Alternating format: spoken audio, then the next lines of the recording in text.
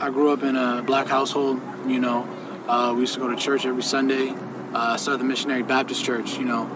The church where, you know, they got a hoot and holler for God and singing kinds of songs and people speaking in tongues. You know, it was always a good time at church. You know, we'd be there all day on a Sunday, but it was a good time. One summer, my mom put me on, like, she locked me down the whole summer. Like, I couldn't leave the house. I was on punishment, you know. And in doing that, stuck in the house, I didn't have much to do. So what I would do was I would watch all her old video cassettes. This is back when they had the VHS, the VCR player, you had to press rewind, all that old stuff. Anyways, I came across this movie, it's called Malcolm X.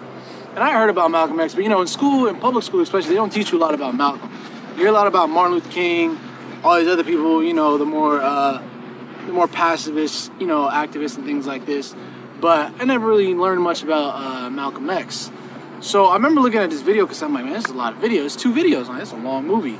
So anyways, I pop it in or whatever, and I watched it all the way through. I think it's about 2.5 hours maybe all the way through. And I remember at the end of that video, I was a little bit left in shock, you know, because the whole concept behind Malcolm is that Malcolm, he was never really a Christian, but, you know, he did all of his work in the name of Allah, you know what I mean? And he did his work in the name of helping people, benefiting them. And at the end of the day, he was Muslim, you know. But the problem was that, for me, was that as a Christian, I had learned that if you didn't accept Jesus into your life as your Lord and personal Savior, you was going to hell. Well, I looked at Malcolm and I said, well, Malcolm believed in God. He believed in all these different, you know, he believed in God. But he's going to go to hell because he didn't believe in Jesus the way I believe in Jesus? And to me, at the time, that didn't make sense. You know what I mean? I didn't want to go to college. I knew I didn't want to go to college, but I knew I had to do something. I knew how to get out of here. I knew how to get out the city. So I ended up joining the Army. I joined the Army in 2008. Yeah, about 2 weeks after I graduated, I was in the Army. 2 weeks after I graduated from high school, I was in the Army.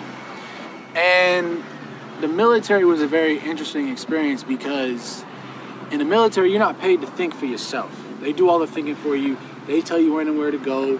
They tell you to do this, they tell you to do that. Everything is already planned out for you. One day I'm guarding this gate. You know, I'm armed up with my weapon guarding this gate.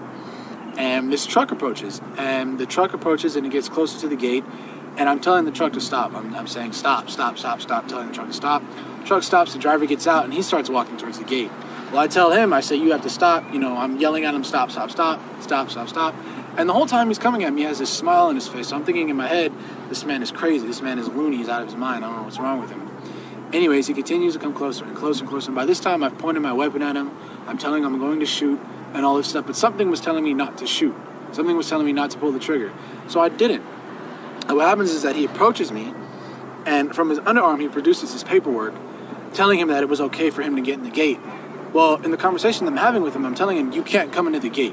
You're not welcome in the gate. And I'm like, didn't you see me pointing this weapon at you? Don't you know I could have shot you? And the man looks at me, and he, you know, he's speaking broken English. His English is very broken.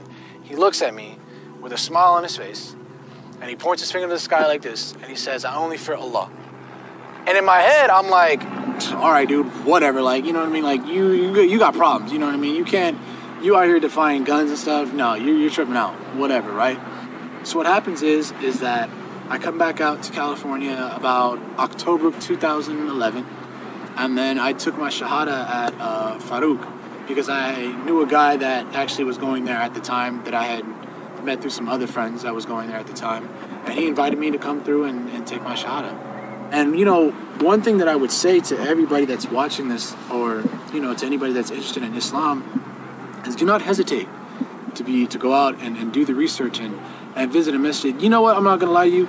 Yes, it may be a little strange at first. Obviously, it's going to be strange. You're doing something new. You're looking into something that that might potentially change your life. And it's a bit overwhelming at first. And sometimes the thing is that sometimes when we discover the truth, we try to run away from it because we don't want to believe it. But the problem is that the truth, you can't run away from the truth forever. It's always going to be in the back of your mind. You know, and sometimes when people discover Islam, they look at it and they say, no, this can't be true. They think they know it's true, but they back away from it because they're scared of the truth, you know? And in that sense, you have to understand is that, yes, the truth is a little bit scary sometimes, but it's still the truth, you know? And in doing that, don't be afraid to go and visit a masjid. Don't be afraid to talk to the Muslims that are around you. Do not believe what the media is telling you. That's rule number one. Don't believe what the media is telling you. Don't let anybody tell you that ISIS, the Taliban, represents Islam. Because if that's the case, then the KKK represents Christianity. And everybody knows that's not true. So don't let anybody tell you what Islam is until you go out and you do it for yourself. Research it for yourself.